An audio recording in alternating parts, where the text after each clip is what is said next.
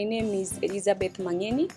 I'm a Senior Trade Development Officer with the Ministry of Industrialization, Trade and Enterprise Development.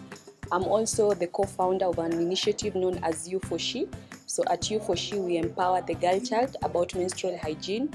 We also empower the community about disability, because we realized there was a huge gap in terms of disability awareness in our communities. I was involved in a road accident when I was 3 years old. As a result, I lost my right leg. So I've been using a prosthesis leg since when I was 4 years old.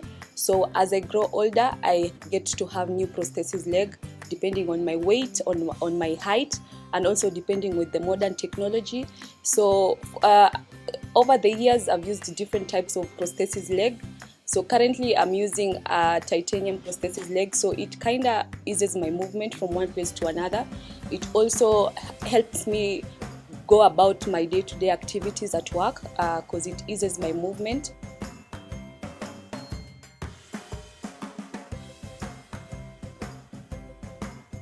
Since the first case was announced in March in Kenya, March 2020, I know it was a bit of a challenge for several women with girls with disabilities. Personally, from my end, I always touch surfaces. I always touch surfaces for support when I'm moving from one place to another.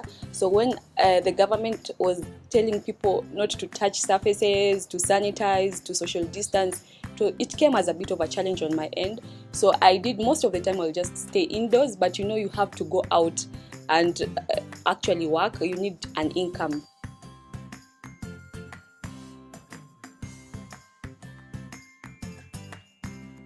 Psychosocial is not seen, it's actually unseen, it's more of mental disability.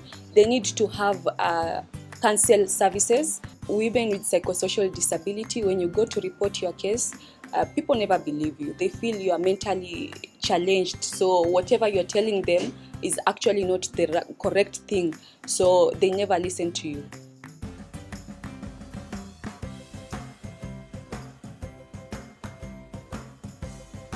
We have intimate partner violence, kind of violence, where you find you have a partner. You can be your boyfriend or your husband.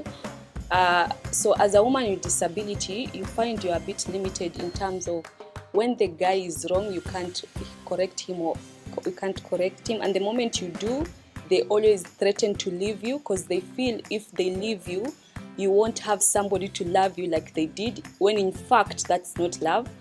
And as a woman with disability, you feel like you need him because he's the one who understands you better, when in fact that's not the case.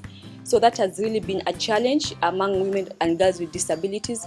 We've also had scenarios where men actually want to experiment on women and girls with disabilities.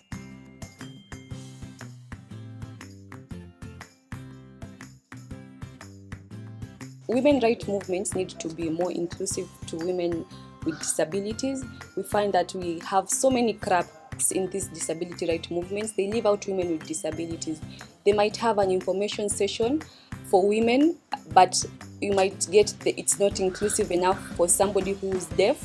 So if as a deaf woman you want to go participate in one of their sessions, you will not be able to actually understand if there's no interpreter. And also in most circumstances, when as a woman you go report your case of maybe gender-based violence to them, they never follow it up compared to what they do when other regular women actually go to report certain cases. We also want disability rights movements to be more inclusive and have women.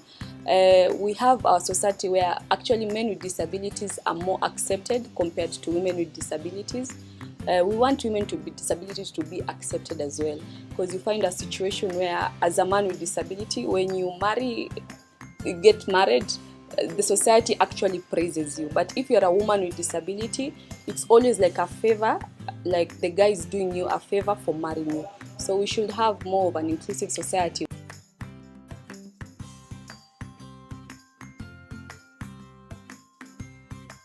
The stakeholders' engagement should be more inclusive. They should have women and girls with disabilities talking about their experiences, and not have people speaking about experiences of women and girls with disabilities.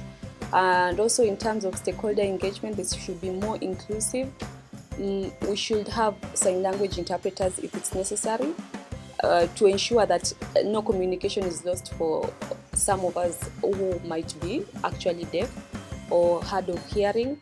We should also ensure information is in braille format for those who are visually impaired, to at least to ensure they read for themselves what they're supposed to do. Women and girls with disabilities should be part of the conversation because they can actually tell from their experiences.